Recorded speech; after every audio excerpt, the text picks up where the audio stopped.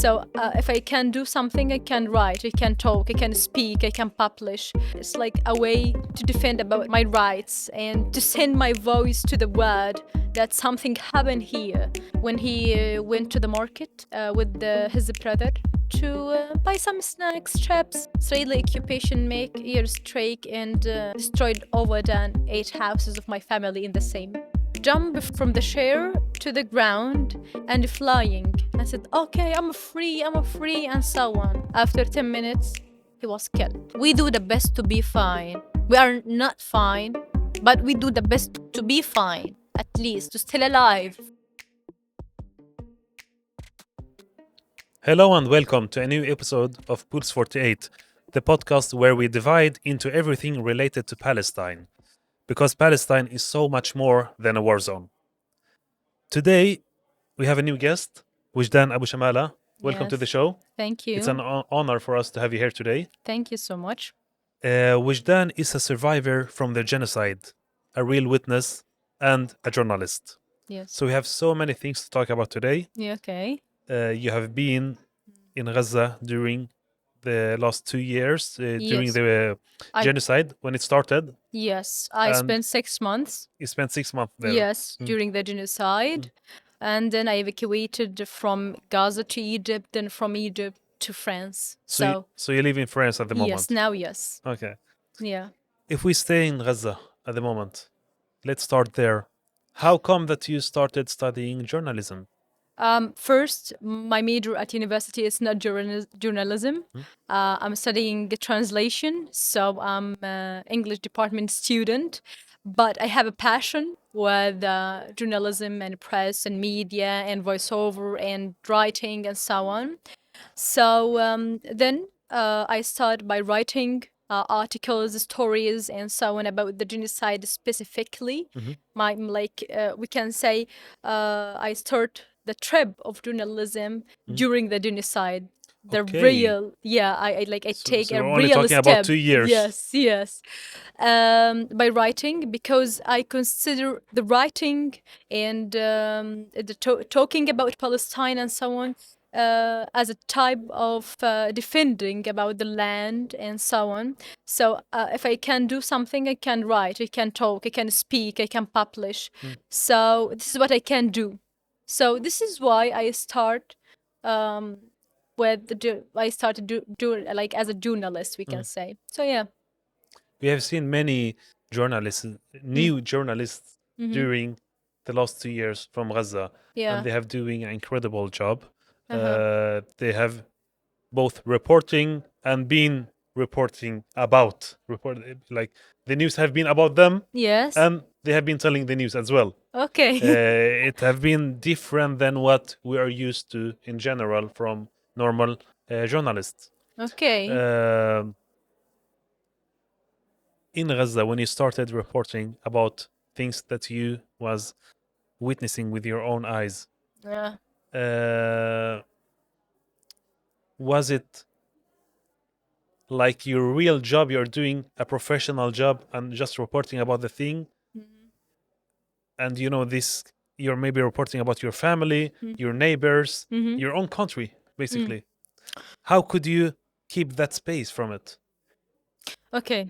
First, like during the genocide, my mother prevent me to report and document the stories in the war. Okay. Because like she's afraid about me, like happens like something happened to me or like a bad thing happened, because Israeli occupation targeted the journalist and so on. So she prevent me and said like, Wejdan, please stop and don't like ask me to go and make interview and document and write and so on. So in the first month of genocide, I didn't write anything. Okay. Then I decide to write because it's like a way to defend about my rights and to to send my voice to the world that something happened here, and you need to focus on this thing. You know, we are humans, and we have lives and achievements and details. So please, like, don't consider our blood as a water, and the thing that happened, the genocide, the massacres that happened in Gaza. It's a normal things in the world. So the first, I started as a volunteer. Okay.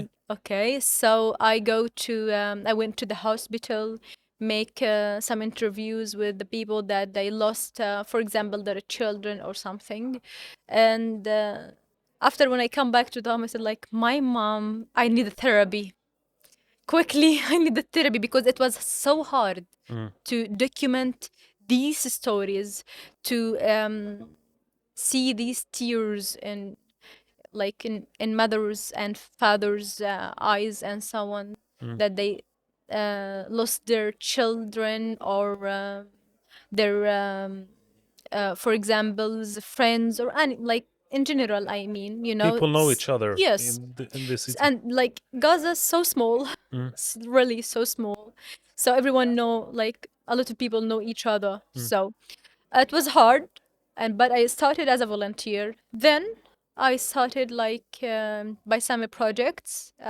paid projects to write about an articles, but I like make brainstorming to generate ideas about the articles and so on. So sometimes I wrote about, for example, about my little sister Farah.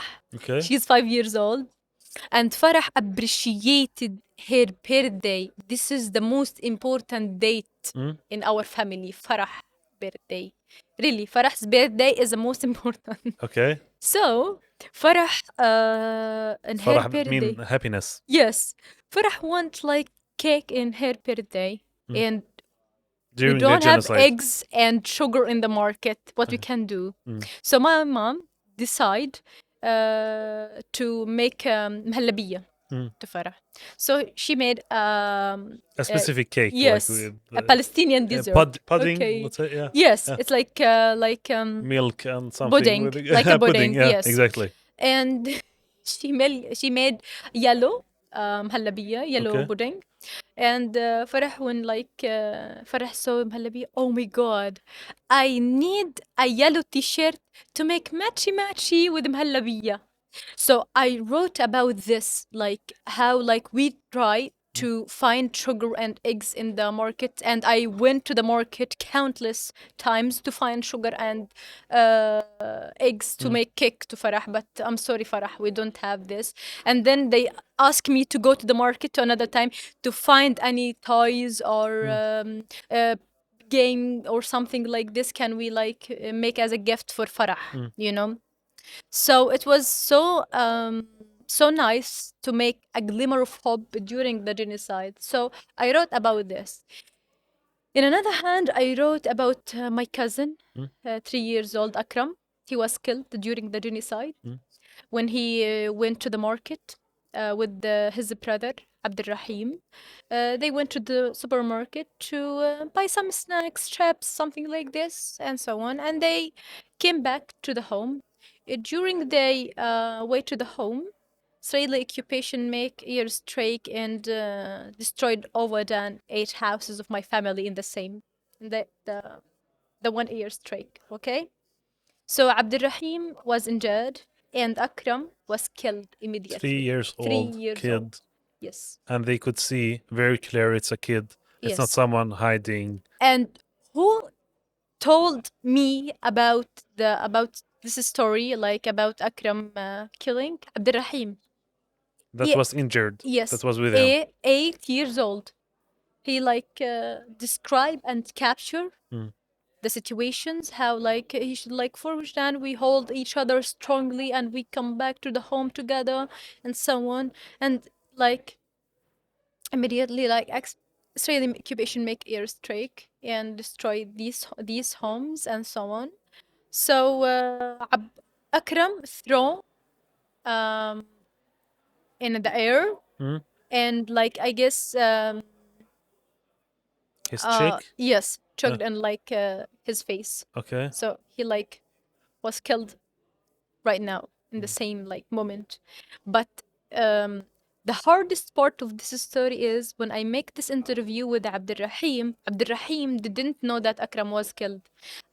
Because He knew about the attack. He knew that he guessed that Akram have a surgery and operation and he also injured. he thought he was healing. Yes, only. And his mother asked me, Wejdan, don't tell him that Akram was killed.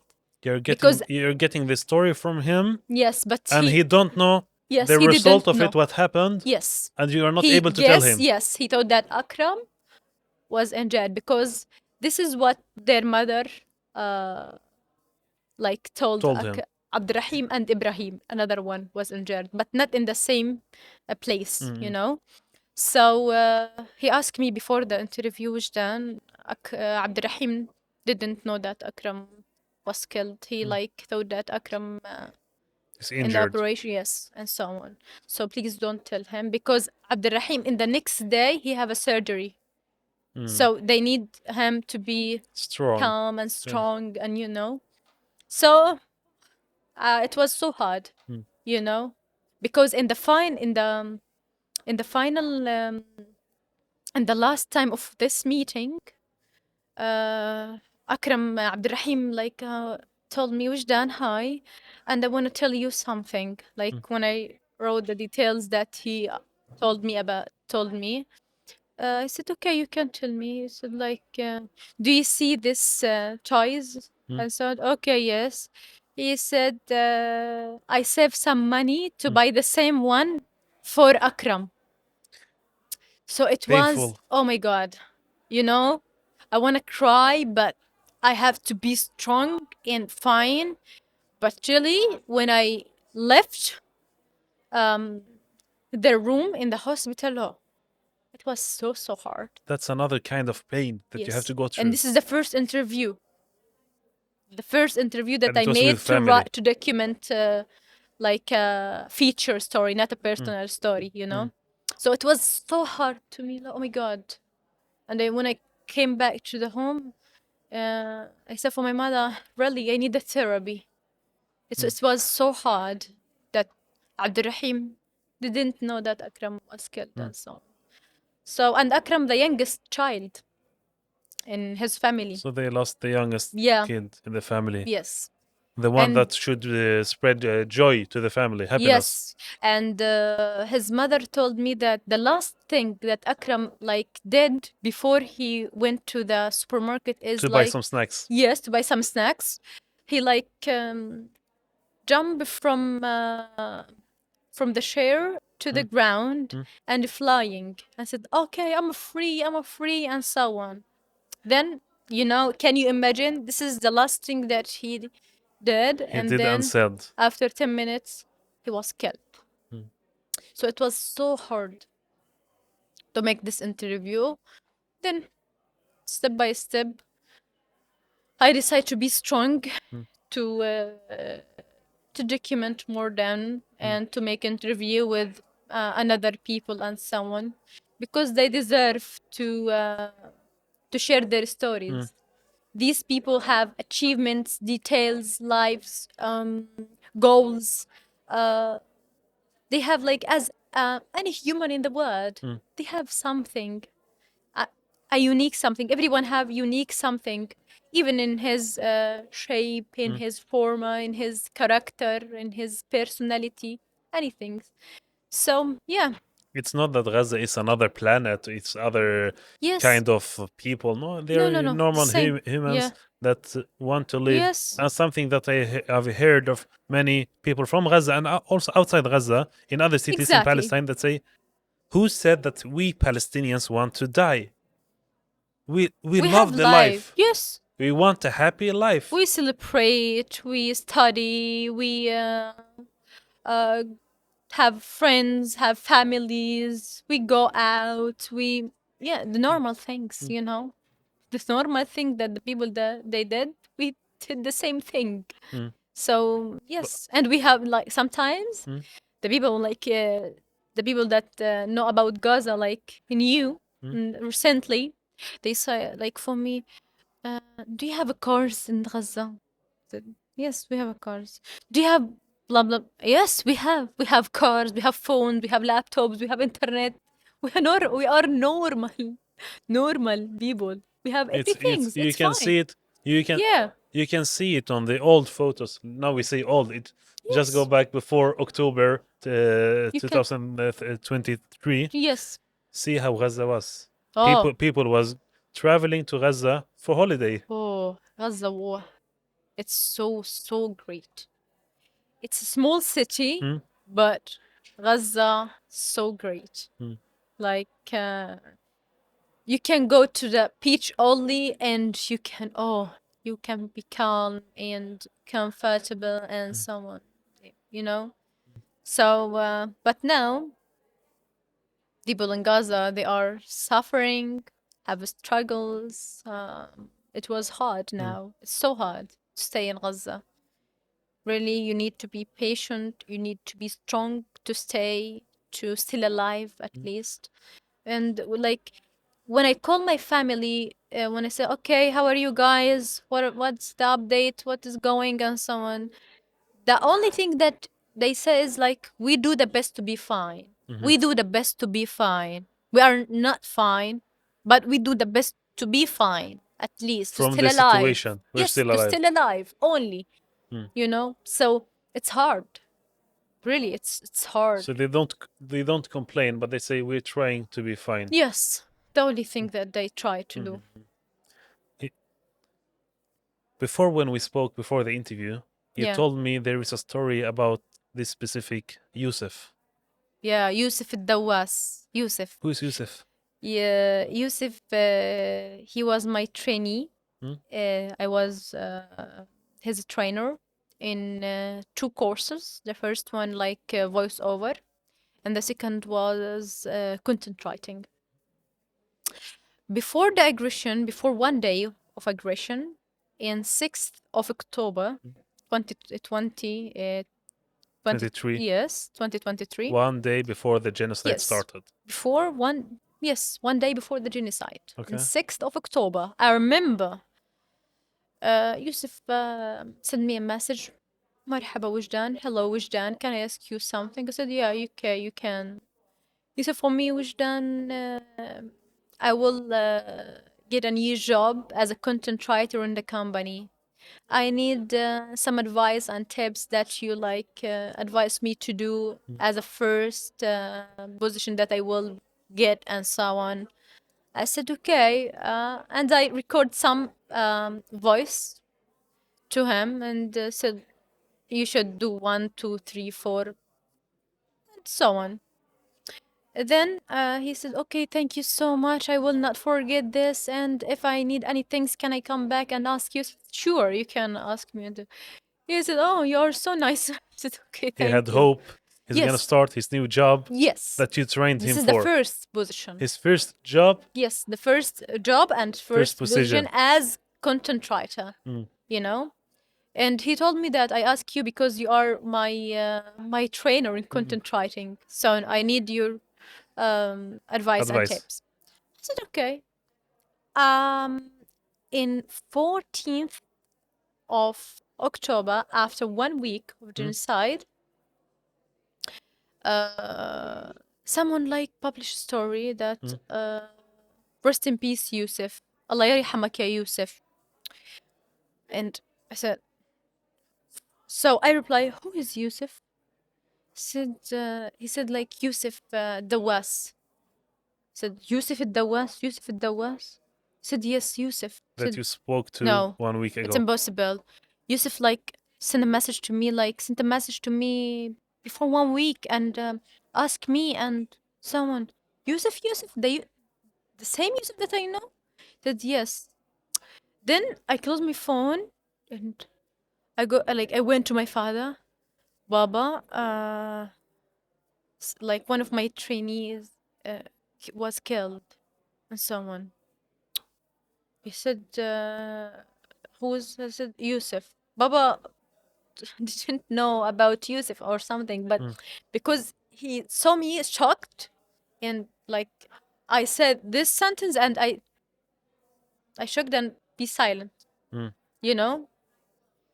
He said, okay, Allah يرحمه. I May said, he rest in peace. yes. But it was so hard. You know, you are before one day of the genocide, you are like planning for your future, um for your First job, jobs and new so on. opportunities. And then in 1 minute you lost everything, Mm. even your life.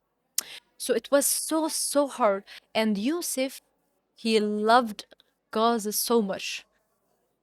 And he a good writer. Mhm. He write about Palestine, about the situation, about Gaza especially, and he want like to be international in therapy. Mhm. And yes, and he told me that for Gazan people or Gazan children, I will be a therapist, and for them like for free, Mm. and so on. So he loved Gaza so much. He loved Palestine so much. So yeah, and he loved music, art, writing. So, but Yusuf, Mm. he was killed. Yeah. Can you tell me first time you left Gaza, how it was, and how did you leave Gaza? The first time it was like from Gaza to Egypt, Mm. but like um, That's the standard. yes, the standard traveling. But for me, the real first, like the first real traveling, like when I traveled to Spain Mhm. for cultural exchange by Erasmus Plus. So this is, I can say, the first real time to me to travel out of Gaza.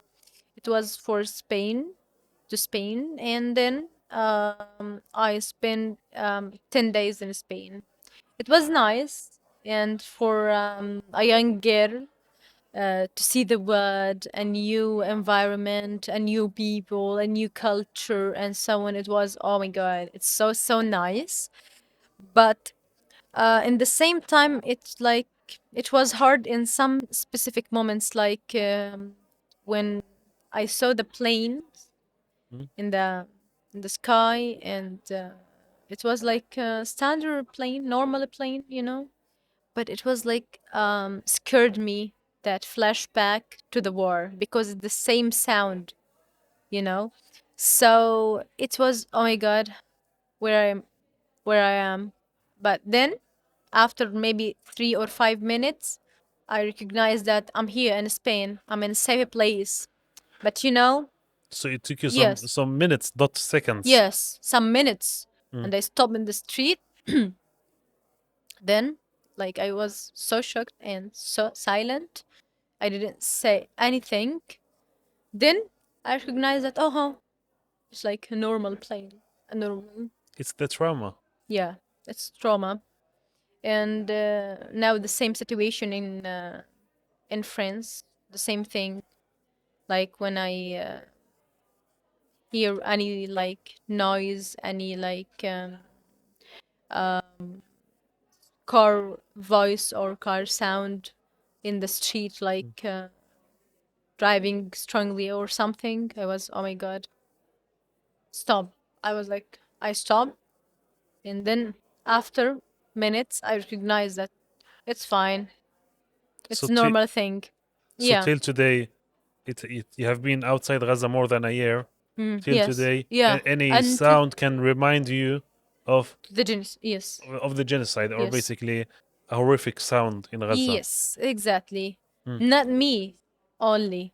I have a lot of friends like out of Gaza, but they are poor and they live in Gaza, but they now out of Gaza. Some of them like in Egypt, another in Europe, and so on. They said, Wujdan, we have the same thing. We have the same trauma, trauma of the planes, the sound of planes. When we see the planes in the sky or in the air, we have the same thing. We are scared, terrified about this. Oh my God, what happened? Mm. Then we recognize that, It's a normal thing. So everyone get this flashback. Yes. Flashback to the genocide, Mm. the war. Mm. You know, it's hard, but Mm. this is the reality. Mm. And I guess all of the people in Gaza, if they go out, they will have the same thing, the same trauma, the same things. Especially the people who spent all of the war. Mm. So they have, they will be have a huge shock, a huge trauma, more than us maybe. You know, so it's hard and Mm. it's difficult, Mm. but this Do- is the reality. does Actually, it get? It's maybe a strange question, but I think the people that don't have family in Gaza may have this question. what? Do you get you not get used to, but does it get less as a shock, less shocking when you hear that someone have passed away or been killed, basically murdered Mm. from your family or friends in Gaza? When you get this news, because we know every person that have family in Gaza have someone who have died, who have been killed Mm. during the genocide. Yes, When you receive this news now, 2 years after, do you still get shocked at the same sure, time, or how's the sure. response? Shocked, crying, and breaking down, Mm. and so on. The same things. And I said, like, when in the first, I lost some members of my family, and it was, oh my God, it was so hard. And I break down, crying with my sister, and then after this crying, I sleep Mm. because really, in this time, I couldn't do anything. And after 1 month, I received that my friend was killed. Mm. My close friend was killed. And it was, oh my God, what happened, guys? I start from the beginning, from zero. It was shocked. You As got like, back to your first trauma and yes, like the first one, like the first one, like the first trauma, the first shock, the first knew about killing someone mm. that you love, that you have your relatives, your friends, your colleagues, anyone. When anyone like he killed as the first one, Mm. the last one as the first one, the same, because you have like flashback with this person. You have good moments. You spend some times with him or with her. You go out. You drink a coffee. You eat a lunch together. So you will like reminder everything, Mm. everything really. So it was so hard. We You go. have a reminder for everything. Like we It's nothing. stay. It's Yeah. nothing that you can forget easy. No.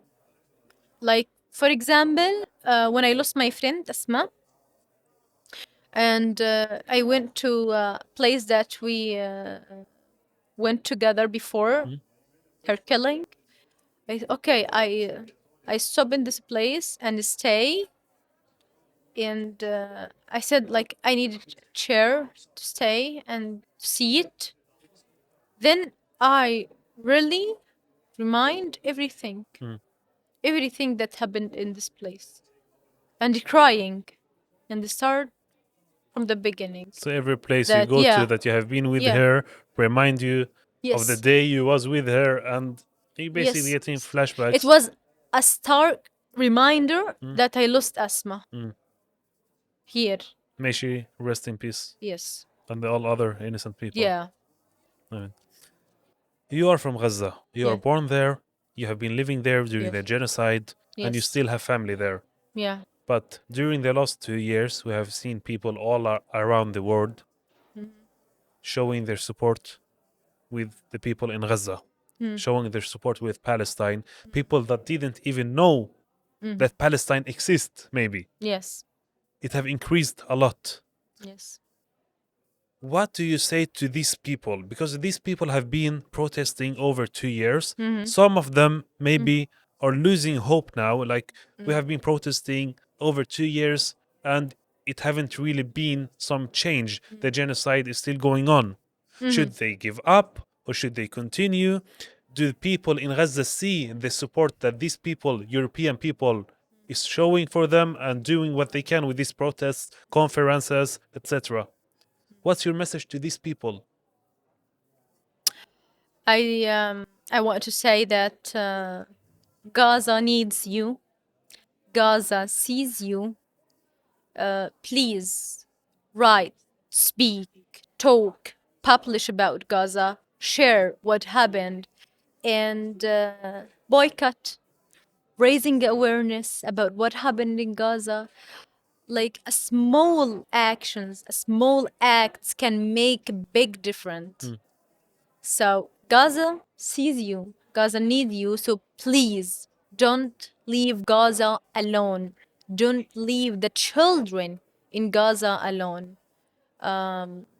We believe humanity. We know that you have humanity.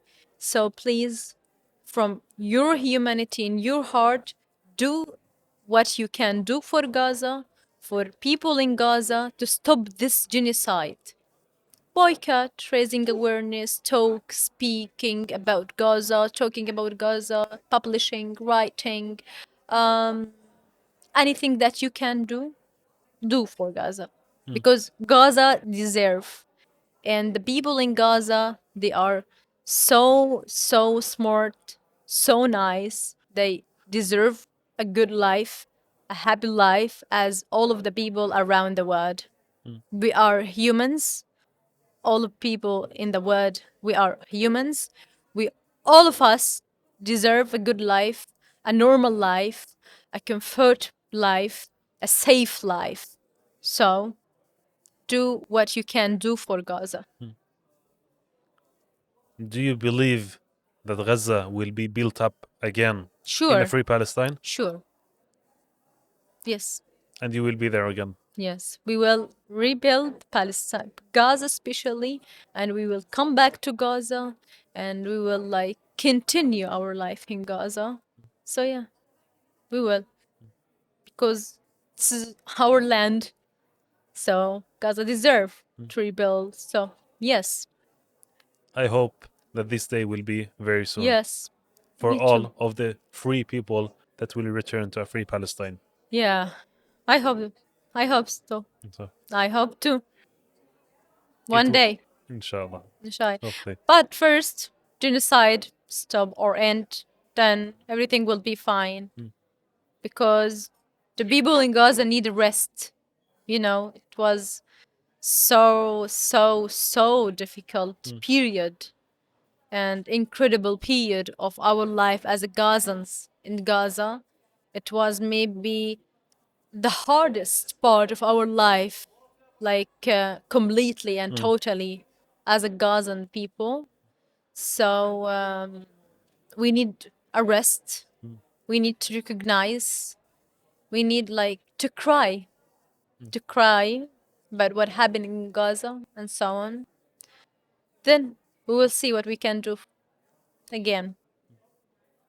We hope for better days, We for the hope. best day to I come hope. soon, hopefully.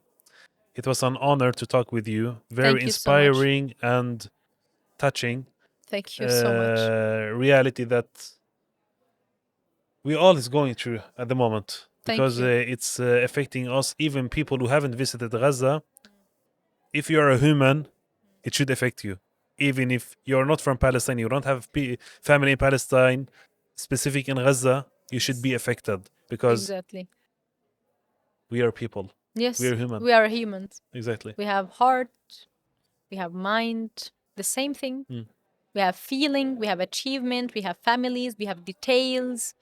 We have everything as a normal human. So we deserve to have a normal life, and we deserve to spend a good time, to make a memorize, and to make document a good moments together with our friend, with our cousins, with our relatives, with our family.